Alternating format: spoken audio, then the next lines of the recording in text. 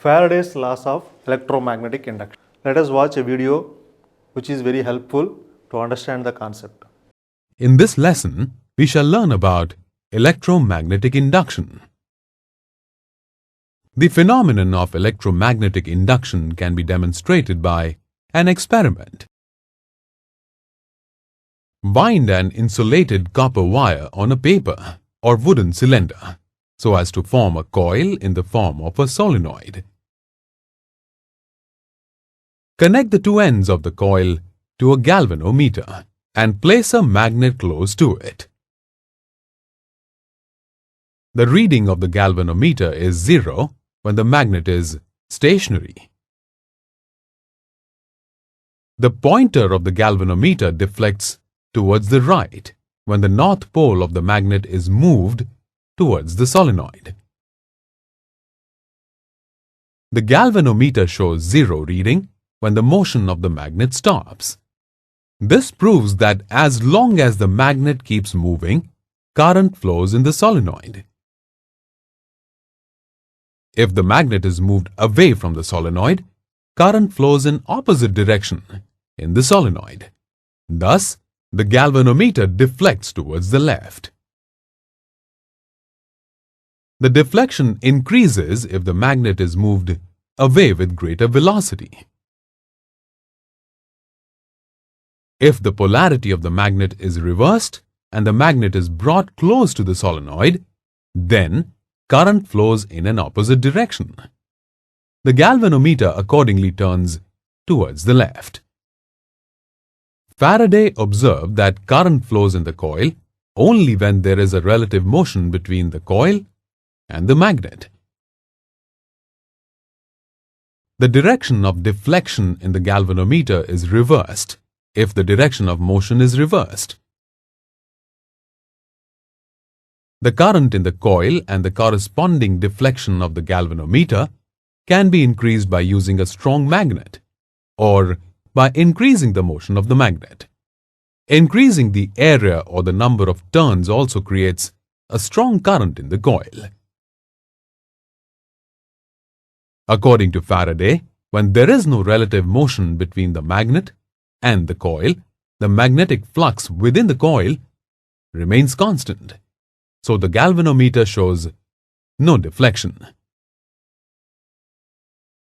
But when the magnet is moved towards the coil or vice versa, the magnetic flux changes and an EMF is induced in the coil.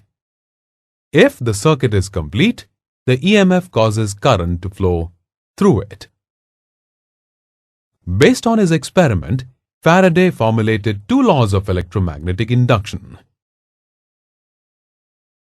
Whenever there is a change in the magnetic flux linked with a coil, an electromotive force is induced. The magnitude of the induced EMF is directly proportional to the rate of change of the magnetic flux linked with the coil. It contains basically two laws. So coming to the first one, EMF is going to be induced in a coil whenever magnetic flux linking that coil is changed. When a conductor cuts the magnetic flux, an EMF is induced across this conductor. That is called the first law. Now coming to the second law, the magnitude of the induced EMF is proportional to the rate of change of flux linkage. So the first law defines how EMF is going to be induced. Second law gives the magnitude of that induced EMF. The magnitude of the induced EMF is proportional to the rate of change of flux linkage. So this can be expressed mathematically as E is equal to minus N d pi by dt. Therefore, the EMF induced is going to be obtained as E is equals to minus N d pi by dt. This is the mathematical representation of the induced EMF, the magnitude of the induced EMF. We know that here N is the number of conductors and pi is the flux. So this N into pi is going to be called as flux linkage. So the N into pi is called as flux linkage. What about that minus sign? From where this minus sign is going to be obtained? That minus sign can be explained by using Lenz's law. So Lenz's law states that EMF induced due to change of flux linkage by a coil will produce a current in the coil in such a direction that it will produce a magnetic field which opposes the cause. So if you consider a coil here,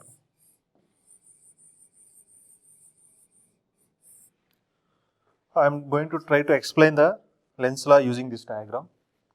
When you apply a voltage here, an alternating voltage to a coil V of t, this alternating voltage will produce an alternating current I of t, and it flows through this coil which contains n number of turns. Because the alternating voltage is going to be producing alternating current, this alternating current will also set up an alternating flux around this coil.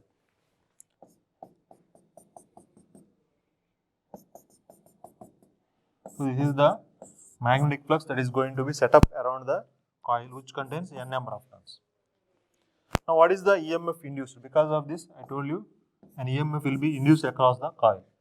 That EMF is minus n d pi by dt. So this, as I told you, that the minus sign is going to be explained by Lenz's law. Lenz's law states that this EMF which is produced around the magnetic flux will in turn produce a magnetic field in this coil. This magnetic field will produce a current again which opposes the original current. Okay. When you apply a voltage to a coil, an EMF will be induced in the coil. How this EMF is induced? Because of the flux that is going to be set up around the coil. After an EMF is induced, this EMF will produce a flux again in the conductor which will produce a current opposite to the original current. That is called Lenz's law. So it states that the induced EMF due to change of flux linkage by a coil will produce a current in the coil in such a direction that it will produce a magnetic field which will oppose the cause. Lenz's law helps us to find the direction of the induced current in a loop when it is placed in a magnetic field which is changing. As the magnet moves towards the solenoid, this induces current in the solenoid. The induced current creates a magnetic field. The loop produces a north pole to oppose the magnetic field of the approaching north pole of the magnet. When the magnet stops moving, there is no changing magnetic field. The current in the loop is zero. Now, when the magnet is pulled away from the solenoid, there is a changing magnetic field in the loops of the solenoid. This induces current in the loop. However, this time the loop has a south pole generated, which attracts the magnet and opposes the motion of the magnet away from the solenoid. The induced current is therefore in the opposite direction. See here, I have considered a pole and we are going to examine that. When the magnet is moving towards a copper ring, this is the actual magnetic field that is going to be set up. Because of that magnetic field, a current is going to be produced in the copper ring. This current will produce a magnetic field in such a direction which will oppose the actual magnetic field. This is called Lenz's law. Okay. Please see the video once again. When you move a magnet towards a copper ring, a magnetic field will be set up in this, around this copper ring. That magnetic field will produce a current in the copper ring. And this current will produce a magnetic flux in the ring which opposes the original magnetic field produced by the magnet. This opposition is called as Lenz's law. Lenz's law obeys Newton's third law of motion, which states that to every action there is always an equal and opposite reaction. It also obeys the law of conservation of energy. It states that energy can neither be created nor destroyed. Therefore, the sum of all the energies in the system is a constant. That's all about the Faraday's laws of electromagnetic induction. So first law gives how the EMF is going to be induced in a magnetic field. Second law gives the magnitude of the induced EMF. And in case of this magnitude, we are going to put a minus sign, and that minus sign is going to be explained by using Lenz's law. Next, self-induced EMF. Self-induction. The process of generation of a back EMF in a conductor or in a coil is called self-induction. Let's do an activity to explain this phenomenon. Take a long insulated wire from the secondary winding of a 6-volt 0.5 ampere transformer. Then connect a 6-volt bulb to an AC source by using this insulated wire. We can see that the bulb glows when electricity passes through it. Convert this long wire to a solenoid and observe the change in intensity of the light. We can see that the intensity is decreasing. Why does it happen? When an AC passes through a solenoid, the magnetic flux linked with it changes. This flux change induces an EMF in the solenoid. This EMF opposes the EMF in the circuit. Due to this, the voltage in the circuit also decreases. So the intensity of the bulb also decreases. This phenomenon is self-induction.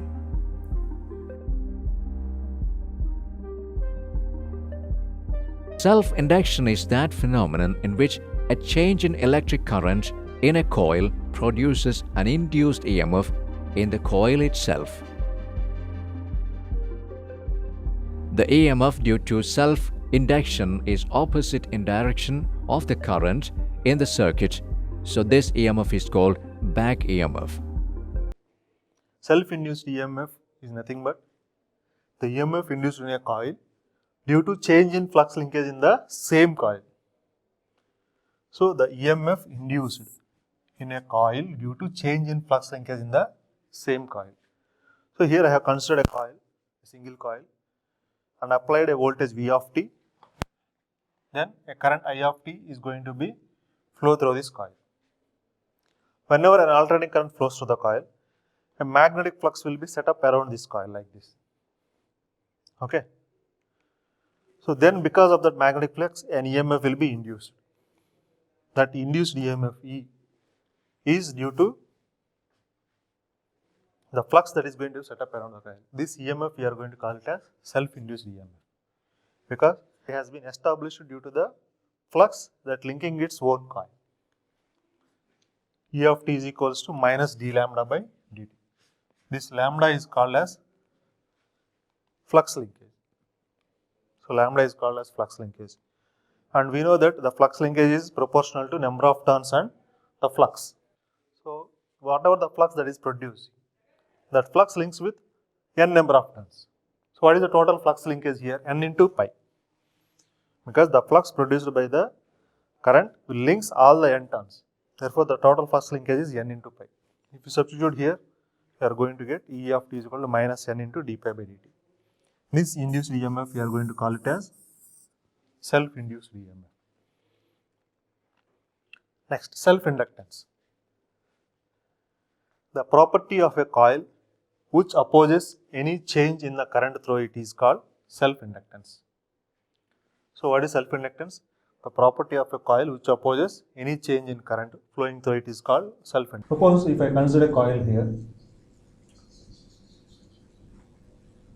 and assume that the coil contains n turns. Okay.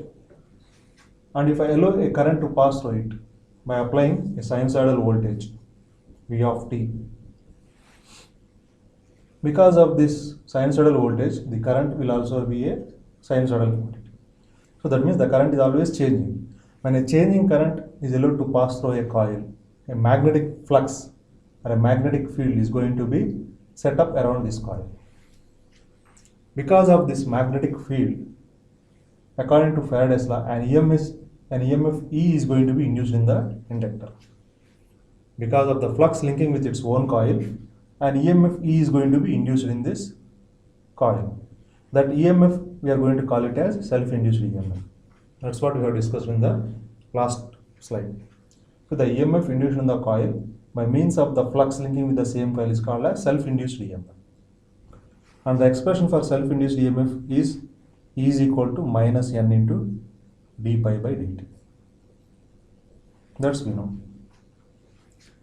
Now, if I consider the same coil which is having an inductance L, and if I applied a voltage across this inductance L, V of t is the voltage that I have applied across the inductance L, and I assume that a current I of t is going to be flowing through the inductance. Then what is the relation between V I of t and L? V of t is equals to L into di by dt. So this is from Faraday's law, and this relation we know across the inductance, the relation between voltage, the self-inductance and the current. According to Lenz's law, we know that the EMF induced will always opposes the EMF induced will produce a current which will always oppose the supply current. So E into, I'm going to consider that inductor as an ideal in case of ideal case, E and V must be the same. So then what happens? N into d pi by dt must be equal to L into di by dt. Now we know that the flux that is produced always depends upon the current in the circuit. As I told you that whenever an alternating current, whenever a changing current flows through a coil, a magnetic field is going to be set up in this coil. That means this current will produce the magnetic flux. When you increase the current, the flux produced in the coil will also increase, or the magnetic field around that coil will also increase. So we can say that the flux is directly proportional to current.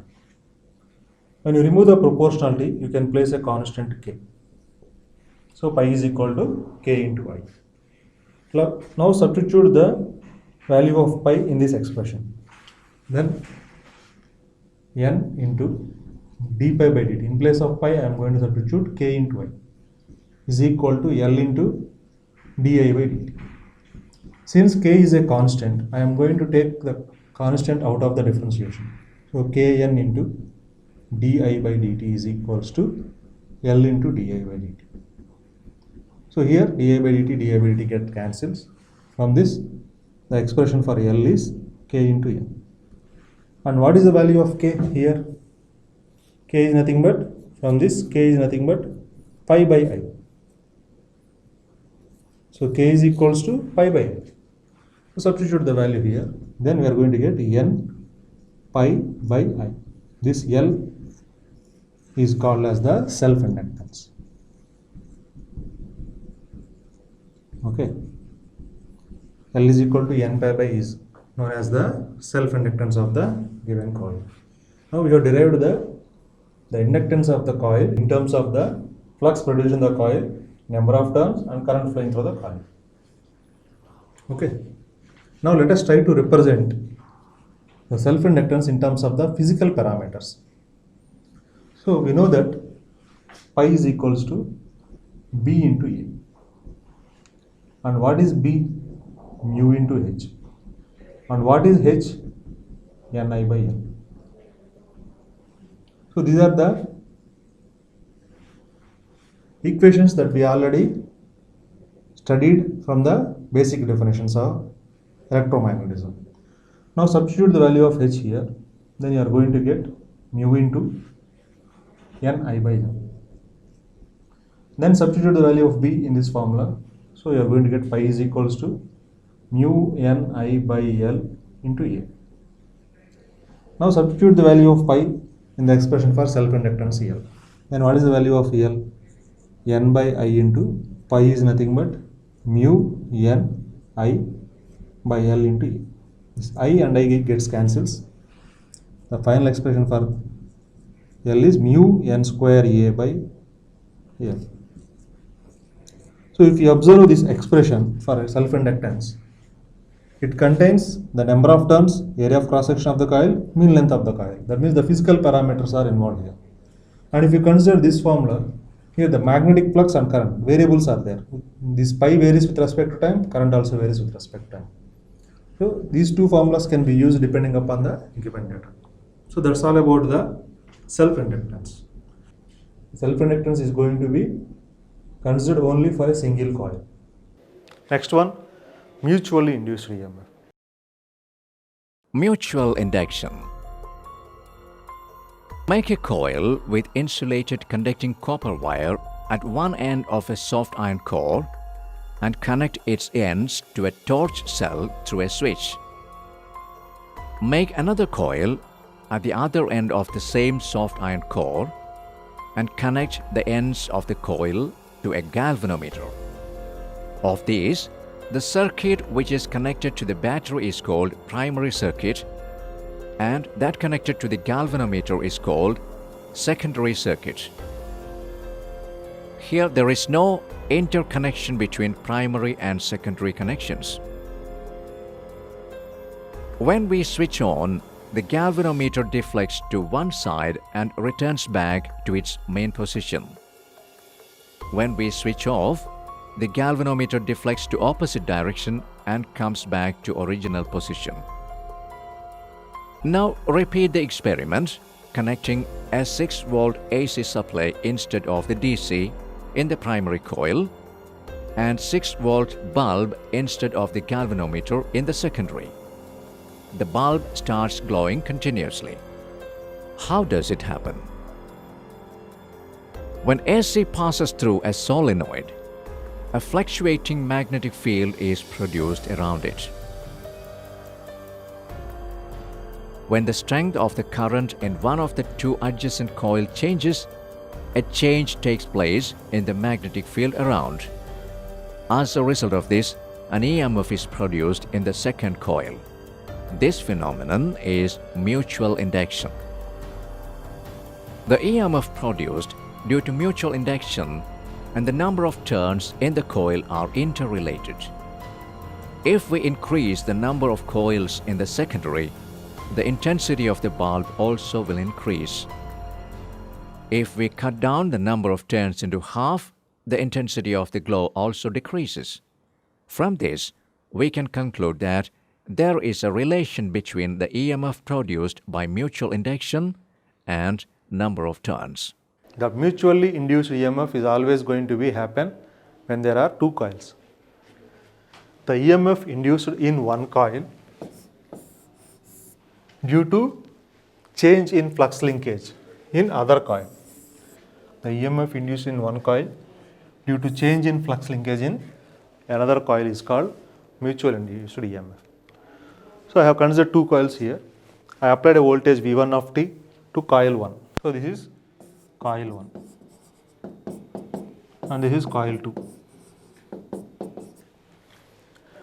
So when you apply voltage V1 to coil 1, a current I1 of t will flow through the coil 1. This current I1 will produce a flux which will links with the one coil and some part of the flux links with the second coil. So the current I1 will produce a flux in coil 1 and part of a flux links with the same coil and some part links with the second coil. Pi 1 is the total flux produced by current I1. This pi 1 contains two parts. One is pi 1 another one is pi 1 2. What is pi 1 The pi 1 is the flux that is linking the same coil.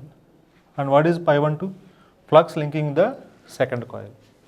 If you observe here, already we discussed about the self-induced EMF.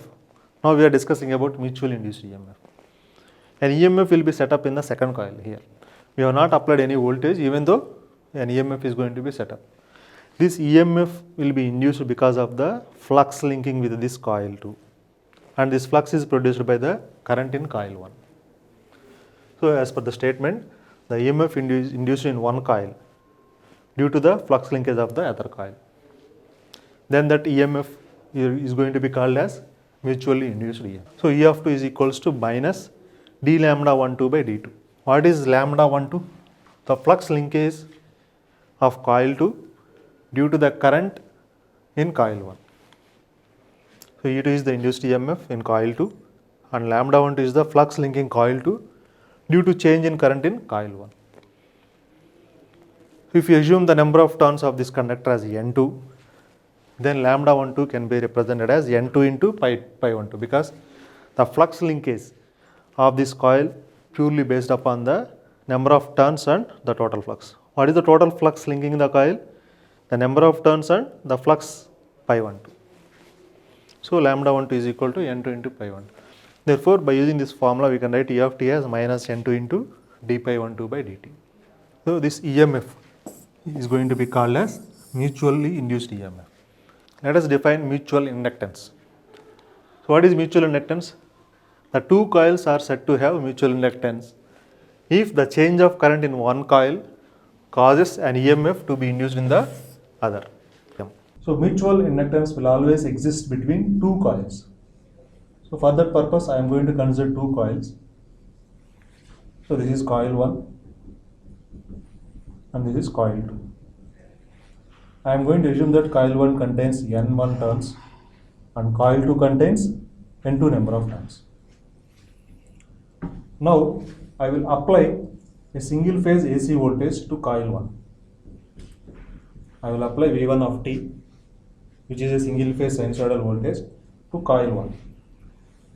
Then a sinusoidal current I1 will flow through the coil, which will produce a flux pi 1. This I1 produces a flux pi 1 in the coil. Now, this flux pi 1, some of the flux pi 1 links with the one coil and some of the flux links with the second coil. So, this total flux produced by pi 1, I1, is nothing but pi 1 of t. The current I1 produces a flux pi 1. And this flux pi 1 is divided into two parts. The first part is nothing but pi 1 1 of t. This pi 1 1 indicates that this is the flux linking with the coil 1 itself. Next, pi 1 2 of t. And this pi 1 2 is the flux linking with the coil 2. And please remember that this total, this pi 1 1 plus pi 1 2 is nothing but pi 1. And this pi 1 is produced by the current I1. So, we are going to call that pi 1 1 is a part of pi 1 which links with coil 1. And pi 1 2 is a part of pi 1 which links with coil 2. Okay. Now, because of this pi 1 2 that produced in coil 2, an EMF will be induced in coil 2. We are going to call it as E2. So, that E2 is going to be called as mutually induced EMF. Mutually induced EMF. So this is already we discussed, the mutually induced EMF. So how the mutually induced EMF is going to be produced? Because of the flux produced in coil 2 due to change in current in coil 1. Okay. Now how will you write this expression E2 from Faraday's law? It is equal to minus N2 into d pi 12 by dt.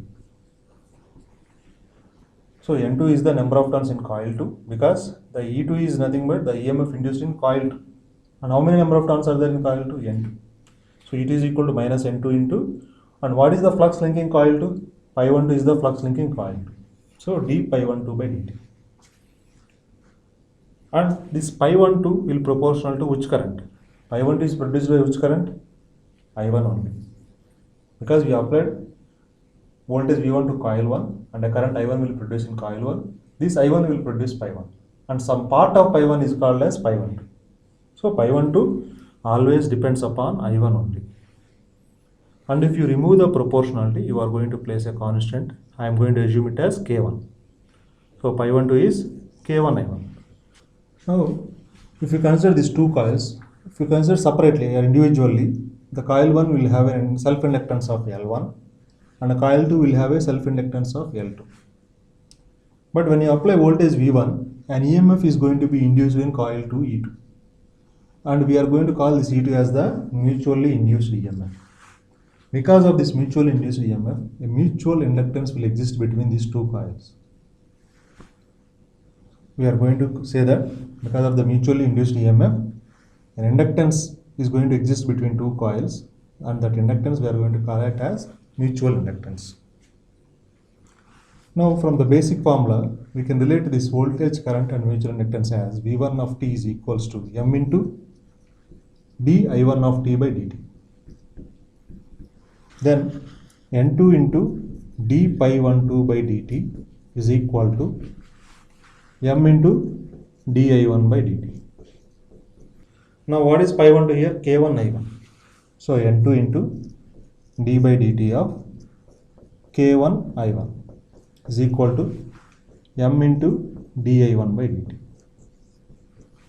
K1 is a constant, so take out of the differentiation. So N2 K1 di1 by dt is equal to M into di1 by dt. This di1 by dt and di1 by dt get cancels. Then we are going to get the mutual inductance M as K1, N2 K1. So the formula for mutual inductance M is equal to N2 into pi 1 2 by I1. So this mutual inductance is obtained when we apply voltage V1 across L1. Suppose if I apply voltage V2 to coil 2, then we can obtain the mutual inductance M as N1 pi 21 by I2. Okay. So because when you apply voltage, here if I consider the two coils, I assume that a voltage applied to coil 2 now, P of 2, and a current I2 will flow through coil 2, which contains self-inductance L2, number of turns as N2. Then what happens? This current I2 will produce a flux pi 2, and a part of this pi 2, which is called as pi 2 2, links with the same coil L2, and some part of the flux pi 2, which I am going to consider as pi 2 1 of t, links with coil 1. So this pi 2 2 is the flux, part of the flux pi 2, which links with the same coil L2 itself, and pi 2 1 is the flux of part of flux pi 2, which links with coil 1. Because of this flux pi 2 1, an EMF E1 is going to be induced in coil 1. That EMF is called as mutual induced EMF. And because of this mutual induced EMF, we are going to have a mutual inductance between these two coils. Now if you do the same process, then you are going to get the mutual inductance as N1 pi 2 1 by I2. Actually both are same, because this mutual inductance is going to be existing between the coils which when we apply voltage V2.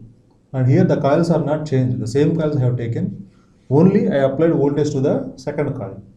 So the mutual inductance that derived, the two formulas are same. Let us multiply these two expressions. So M into M, which gives to N2 pi 1 2 by I1, N1 pi 2 1 by I2. So which gives to M square is equal to N2 by I2 into pi 1 2 into pi 2 1. So what is pi 1 2? We know that pi 1 2 is, so what is pi 1 2? And pi 1 2 is nothing but K1 into pi 1, and pi 2 1 is nothing but K2 into pi 2, because pi 1 2 is a part of pi 1. That's why we are going to write pi 1 2 as K1 pi 1. And what about pi 2 1? K2 pi 2. Now separate one terms and two terms here. So K1 K2 into N1 pi 1 by I1, N2 pi 2 by I2. And we know that this N1 pi 1 by I1 is self-inductance of coil 1, and N2 pi 2 by I2 is self-inductance of coil 2. So we can write, so this K1 into K2 into L1 into L2. I am going to consider that K1 is equal to K2 is equal to K. Then the expression becomes K square into L1 L2. So finally we got M is equal to K into root over L1 L2. This K is going to be called as the coefficient of coupling.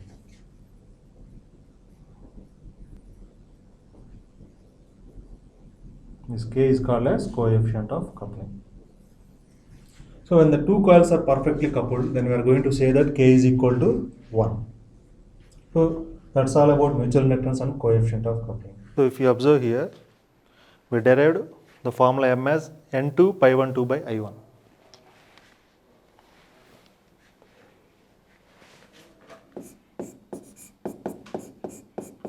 N2 pi12 by I1, and this pi12 is nothing but K1 into I1.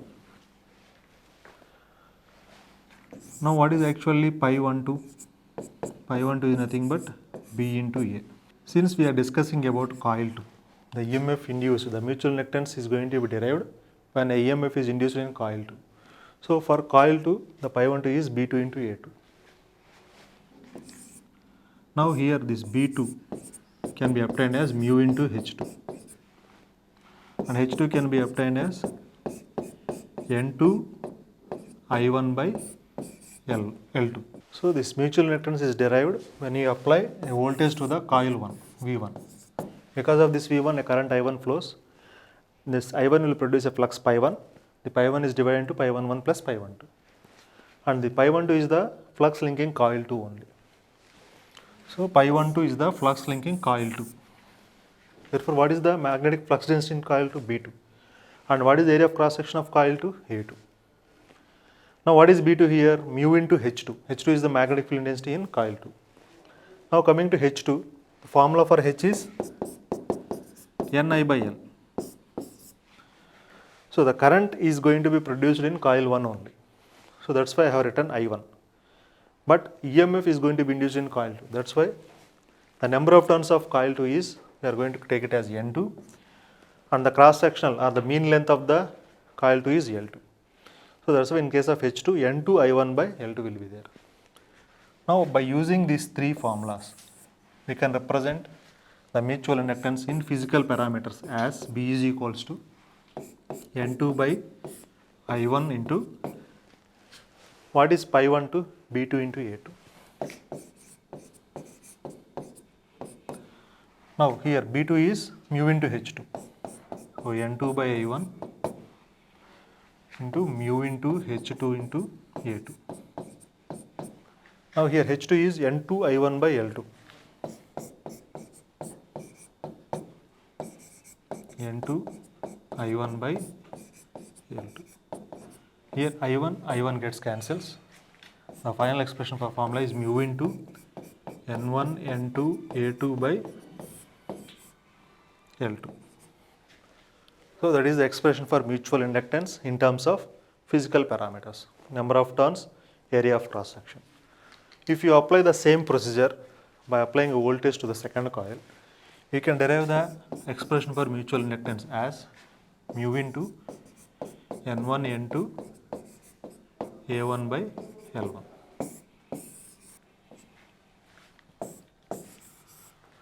This formula is derived when you apply voltage to the first coil, and this formula is obtained when you apply voltage to the second coil by using the same process. So this is the representation of mutual inductance in terms of its physical parameters. Next one, coefficient of coupling. The definition of coefficient of coupling is, it is always defined between two coils. Coefficient of coupling always exists between two coils. So the definition is, it is the fraction of magnetic flux produced by current in one coil that links the other coil. So what is the technical definition of coefficient of coupling? The magnetic flux produced by current in one coil that links the other coil. So when you pass a current through one coil, it produces flux pi1. So this current I1, the current I1 will produce a flux pi1, and this pi1 is going to be divided as pi11 plus pi12. What is pi11? The flux linking the same coil itself, the first coil, and pi12 is the flux linking the second coil. This pi12 is also going to be produced by the current 1 itself, because pi12 is a part of pi1 which links coil 2.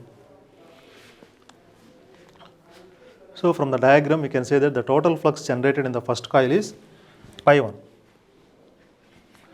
So the total flux generated is pi1, out of which some flux is linking only the first coil, that is pi11, and some flux is linking the second coil, which is called pi12. So mathematically you can express this coefficient of coupling as total flux divided by flux linking both the coils. That is total flux pi1, flux linking the second coil is pi12. Or you can call the coefficient of coupling as pi 2 by pi 2 1. That means when you apply voltage to the second coil and a current I2 will flow through this coil, that I2 will produce a flux pi 2. So the total flux is pi 2 divided by flux linking in the first coil is pi 2 1. So these are the mathematical representation of the coefficient of coupling from the definition. Okay. That's all for today. In the next class we will try to solve some problems on coefficient of coupling. Thank you.